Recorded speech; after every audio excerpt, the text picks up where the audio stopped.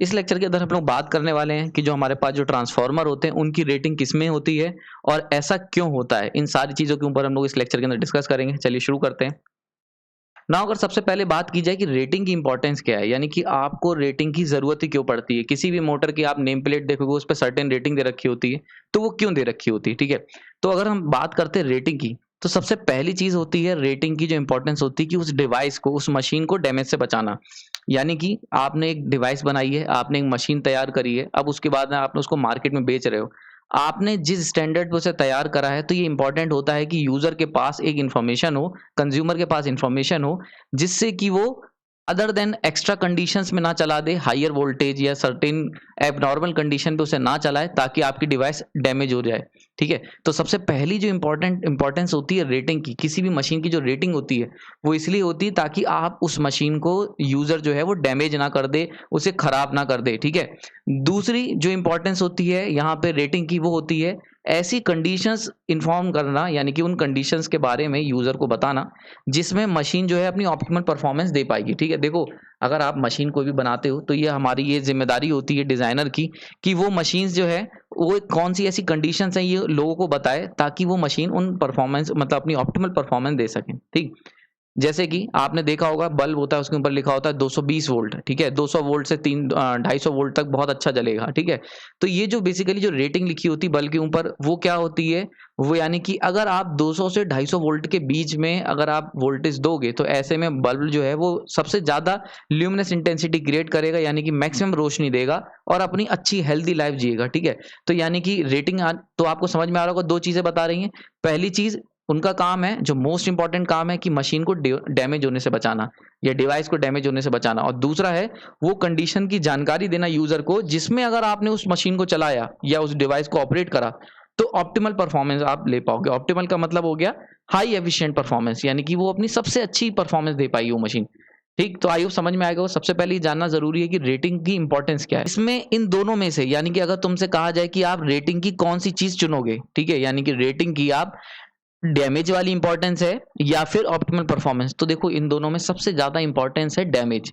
यानी कि रेटिंग जो है, आपको जब भी आप रेटिंग डिसाइड करते हो तो ये सबसे ज्यादा आपको ध्यान रखना पड़ता है कि डिवाइस डैमेज ना हो जाए। भले ही हम कहते हैं कि ऑप्टिमल परफॉर्मेंस ना दे, मोटर तुम्हारी चले, बहुत अच्छे से ना चले, लेकिन खराब ना हो जाए, क्योंकि खराब हो गई तो वो डैमेज हो जाएगी, डैमेज हो जाएगी तो आपको उसे चेंज करना पड़ेगा, ठीक है। तो यानी कि रेटिंग का जो फोरमोस्ट काम होता है वो होता है कि डैमेज से बचाना, ठीक है।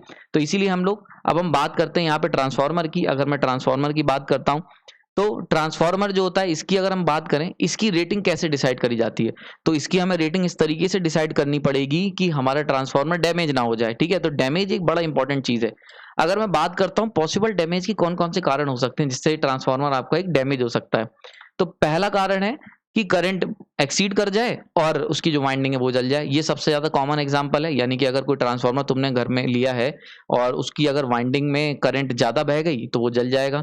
दूसरा क्या कारण हो सकता है कि वोल्टेज जो तुम सप्लाई कर रहे हो वो एक्सीड कर जाए जितना होना चाहिए उससे, और ऐसे में इंसुलेशन ब्रेकडाउन हो जाए ना। इंसुलेशन क्या होता है, आपने देखा होगा ट्रांसफार्मर की जो वाइंडिंग्स होती हैं उनके ऊपर एक कह सकते हैं इंसुलेटेड लेयर होती है। क्योंकि अगर मैं बात करता हूँ यहाँ पे ट्रांसफार्मर की वाइंडिंग की, तो कुछ इस तरीके की अगर कोर है तो इस कोर के ऊपर कुछ इस तरीके की वाइंडिंग की होती है। अब ये वाइंडिंग क्या होती है, बहुत ज़्यादा कंसेंट्रिक होती है, एक दूसरे से बिल्कुल चिपकी हुई होती है।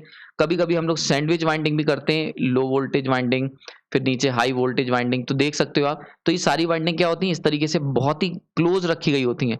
अब होता क्या है, अगर इसको ध्यान से देखोगे तो एक वायर होता है यहाँ पे, और इस वायर के ऊपर एक इंसुलेशन की लेयर लगी होती है, ठीक है। ये जो इंसुलेशन की लेयर होती है ये क्या करती है, इस वाइंडिंग के एक टर्न को दूसरे टर्न से आइसोलेट करती है, ठीक है। तभी तो आप इनको एक दूसरे के ऊपर चढ़ा पाते हो। यानी कि अगर आप किसी भी ट्रांसफार्मर या किसी भी मोटर की वाइंडिंग का वायर निकालोगे तो उसका जो वायर होता है वो कंडक्टर होता है और उसके ऊपर एक इंसुलेटर की लेयर लगी होती है, ठीक है।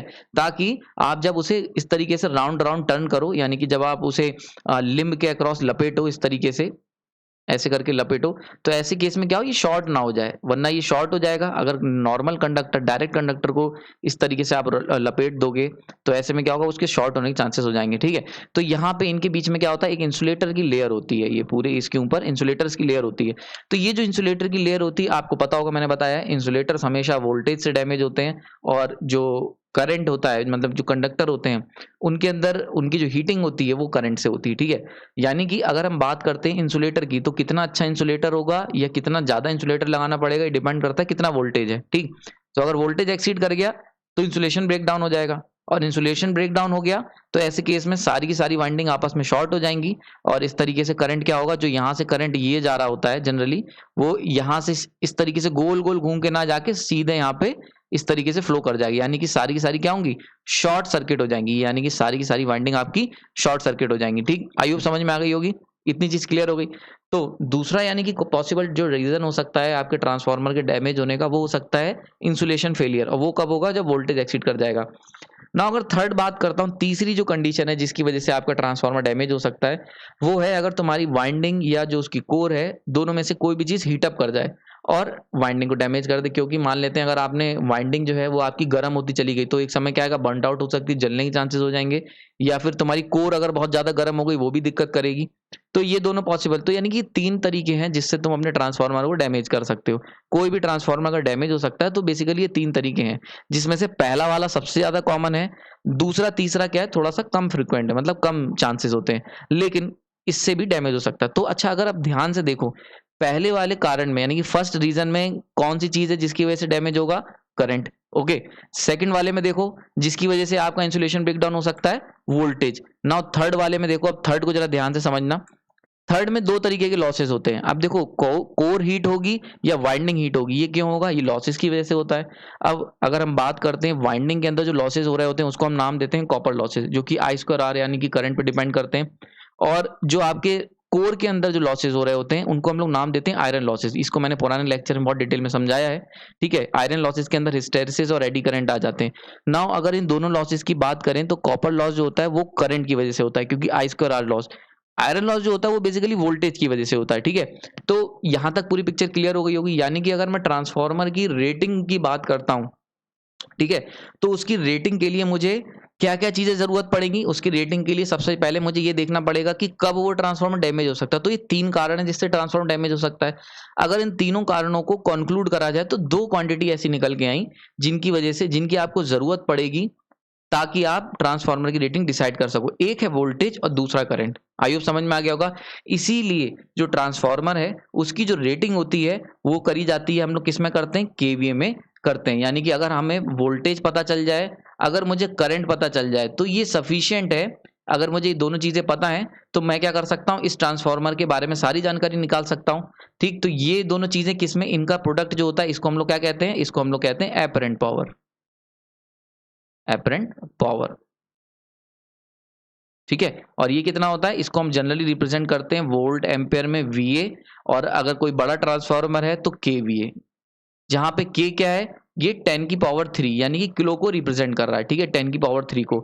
अगर बहुत बड़ा है ट्रांसफार्मर तो एमवीए में रिप्रेजेंट करा जाता है। एमवी क्या होता है, ये mega mega what mega volt ampere को रिप्रेजेंट कर रहा होता है, मेगा, ठीक है। और मेगा का क्या मतलब होता है, मेगा का मतलब होता है 10 की पावर 6। आई होप समझ में आ रहा होगा।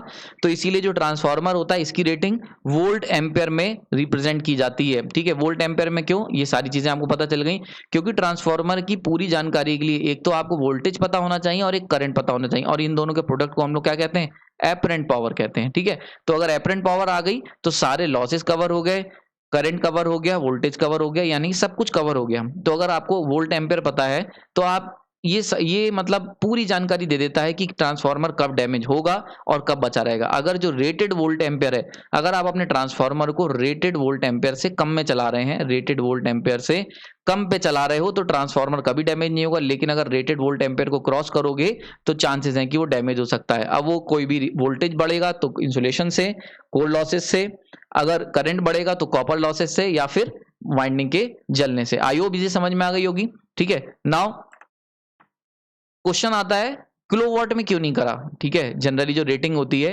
केवीए में हम लोग लिखते हैं ट्रांसफार्मर की, वो क्यों लिख दिया वो मैंने बता दिया। किलोवाट में मेजर क्यों नहीं करा, तो इसको जरा समझते हैं। किलोवाट क्या होता है, किलोवाट बेसिकली एक्टिव पावर को रिप्रेजेंट करता है, ठीक है। किलोवाट आपका एक्टिव पावर को रिप्रेजेंट करता है, इसको मैं यहाँ लिख देता हूँ। किलोवाट ये जो यूनिट होती है इसके अंदर क्या होती है, बेसिकली यूनिट होती है 10 की, किलो का मतलब हो गया यहाँ पे 10 की पावर 3, ठीक है। और वॉट जो होती है ये यूनिट होती है वॉट, ये तुम्हारी यूनिट होती है वॉट। ये किसकी यूनिट होती है, ये होती है आपकी active power, this is the unit of active power, ठीक है। तो एक्टिव पावर की यूनिट होती है, और हम लोग जानते हैं एक्टिव पावर जो होती है यानी कि P, वो कितना होता है, apparent power into load power factor, ठीक है। यानी कि अब देखो, अब अगर तुम्हें कोई भी, अगर तुम्हें ट्रांसफार्मर को, मान लेते हैं ट्रांसफार्मर को तुम्हें किलोवाट में रिप्रेजेंट करना है, तो कैसे करोगे, ठीक है। तो एक तो है वो एपरेंट पावर हो गई, और एक है तुम्हारा लोड पावर फैक्टर, ये दो चीजें तुम्हें चाहिए, ठीक है।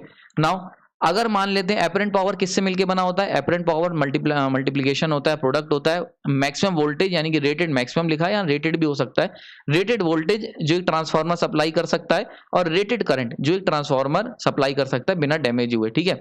तो ये हो गया मैक्सिमम वोल्टेज और मैक्सिमम करंट सप्लाइड। इसकी जानकारी तो भाई डिजाइनर के पास होती है। अगर आप एक ट्रांसफार्मर बना रहे हो, तो मैक्सिमम वोल्टेज वो कितना देगा विदाउट डैमेज हुए, इसकी जानकारी तुम्हारे पास होगी, और मैक्सिमम करंट कितना एक ट्रांसफार्मर दे सकता है, इसकी भी जानकारी होगी। कैसे, वोल्टेज की जानकारी तुम्हें इंसुलेशन से पता चल जाएगी, भाई जितना तुम अपना ट्रांसफार्मर जितना अच्छा बना रहे हो, उतना अच्छा उसका इंसुलेशन होगा, तो जितने वोल्ट का इंसुलेशन यूज करोगे, जितने वोल्ट के लिए, वो उसकी वोल्टेज रेटिंग हो गई। और जो तुमने कंडक्टर यूज करा है, जितना अच्छा कंडक्टर, यानी कि फॉर एग्जांपल मैंने अगर 4 एम्पेयर के लिए कंडक्टर यूज करा है, तो करंट उसमें 4 ही एम्पेयर उसकी रेटिंग होगी करंट की, ठीक है। तो करंट के लिए तुमने कंडक्टर का साइज जितना रखा है और इंसुलेशन का जितना साइज रखा है, ठीक है, ये दोनों जानकारी तुम्हारे पास होंगी। यानी कि वोल्टेज के लिए मतलब आपने इंसुलेशन का साइज कितना रखा, इंसुलेशन कैसा यूज करा है, ये हो गई। और करंट के लिए आपने क्या करा है, कंडक्टर का साइज कितना रखा है, कंडक्टर का साइज, तो कंडक्टर का साइज, ये दोनों जानकारी आपके पास हो जाएंगी, ठीक है। यानी कि ये आप अरेंज कर लिए, तो ये डिजाइनर के पास ऑलरेडी होंगी। लेकिन अगर बात करते हैं लोड पावर फैक्टर की, तो ये डिजाइनर को नहीं पता है, अननोन फॉर डिजाइनर, क्योंकि लोड पावर फैक्टर आपको इसकी कोई भी जानकारी नहीं है। ऐसा क्यों, क्योंकि देखो, ये जो करंट और वोल्टेज है ना, ये सप्लाई साइड पर डिपेंड करता है, कितना वोल्टेज और कितना करंट, ये तो ट्रांसफार्मर के हाथ में है। लेकिन लोड पावर फैक्टर किसके हाथ में है, लोड साइड के। फॉर एग्जाम्पल, कहने का मतलब यहाँ पे ये है कि अगर तुम्हें किसी भी ट्रांसफार्मर को किलोवाट में उसकी रेटिंग डालनी है, तो उसके लिए तुम्हें दो चीजें चाहिए, एपरेंट पावर और लोड पावर फैक्टर। अब एपरेंट पावर तो तुम्हारे हाथ में है, तुम डिजाइन करके बता सकते हो कि ट्रांसफार्मर की कितनी वो वोल्टेज और करंट दे पाएगा। लेकिन लोड पावर फैक्टर तो कभी भी हम डिसाइड नहीं कर सकते। ऐसा क्यों, क्योंकि मान के चलते हैं, अगर मान ले मैंने ट्रांसफार्मर बना रहा हूं, ठीक है, जो ट्रांसफार्मर तुम बना रहे हो, तुम्हें नहीं वो पता कि वो ट्रांसफार्मर कहाँ यूज होगा, वो ट्रांसफार्मर यूपी में यूज होगा, वो ट्रांसफार्मर यूपी की किस सिटी में यूज होगा, या फिर वो ट्रांसफार्मर असम में यूज होगा, ठीक है। वहां पे कितना लोड होगा, कितना लोड पावर फैक्टर होगा, तुम्हें नहीं पता। हो सकता है वहां पे इंडस्ट्रीज हैं, तो वहां पे हो सकता है लोड पावर फैक्टर 0.6 रहता हो। यूपी में मान लेते हैं घर के पास होगा तो 0.8 रहता हो। तो ये सारी जानकारियां आपके पास में नहीं है। तो यानी कि जब तुम ट्रांसफार्मर डिजाइन करते हो, तो आपके पास वोल्टेज और करंट की तो जानकारी होती है कि कितना मैक्सिमम वोल्टेज और करंट ट्रांसफार्मर सेफली पास कर सकता है, लेकिन तुम्हारे पास ये जानकारी नहीं होती कि कितना लोड है, कितना लोड इस पे लगेगा। तो जो तुम ट्रांसफार्मर बनाते हो, तो आपको ये बिल्कुल भी नहीं पता है कि वो कितने लोड के लिए लोड पावर फैक्टर उस पर कितना अप्लाई होगा। तो इसीलिए जो चीज आपको पता ही नहीं है, वो आप रेटिंग में कैसे डाल सकते हो। बात समझ में आ रही। तो रेटिंग में हमेशा वो चीजें डाली जाती हैं, यानी कि जब भी हम किसी चीज की रेटिंग लिखते हैं, तो रेटिंग का मतलब होता है ऐसी चीजें जो हमें पता है और ये यूजफुल हैं। बात समझ में आ रही। ऐसी कोई भी चीज जो हमें नहीं पता है, वो हम रेटिंग में नहीं डाल सकते, क्योंकि जो वेरिएबल है वो रेटेड कैसे हो सकता है। रेटेड का मतलब हो गया वो फिक्स पैरामीटर जो हमें पता है 100%, जिनके बारे में हम श्योर हैं, ठीक है। और जिनके बारे में श्योर नहीं है, जो वेरिएबल हैं, वो तुम्हारे इसीलिए कभी भी वो रेटिंग में इंक्लूड नहीं होते हैं। और यही तुम्हारी बात है यहाँ पे, यानी कि अननोन फॉर डिजाइनर। तो ये डिजाइनर के लिए, क्योंकि अननोन है लोड पावर फैक्टर, इसीलिए हम लोग ट्रांसफार्मर की रेटिंग को किलोवाट में रिप्रेजेंट नहीं करते। तो आई होप ये लेक्चर आपको समझ में आया होगा, काफी हेल्पफुल होगा आपके लिए। ये बड़ा इंपॉर्टेंट क्वेश्चन है, कई बार आपसे इंटरव्यू पूछा जा सकता है कि ट्रांसफार्मर की रेटिंग किस में होती है, तो केवीए में होती है, क्यों होगी वो आप बता सकते हो, ठीक है। और किलोवाट में क्यों नहीं होती है, ये भी आप बता सकते हो। ये दोनों मैंने अलग तरीके से थोड़ा डिटेल में जाने समझाने की कोशिश की है। जनरली इनके आंसर आपको एक लाइन में मिल जाते हैं बुक्स में, मैंने इसके अंदर थोड़ा सा और डिटेल में गया हूँ, थोड़ा आपके कॉन्सेप्ट को क्लियर करने की कोशिश करिए, एक स्टोरी बना के आपको समझाने की कोशिश करिए। अगर आपको लेक्चर पसंद आया तो लाइक और सब्सक्राइब कर सकते हैं, और आपने अपना कीमती समय दिया उसके लिए धन्यवाद।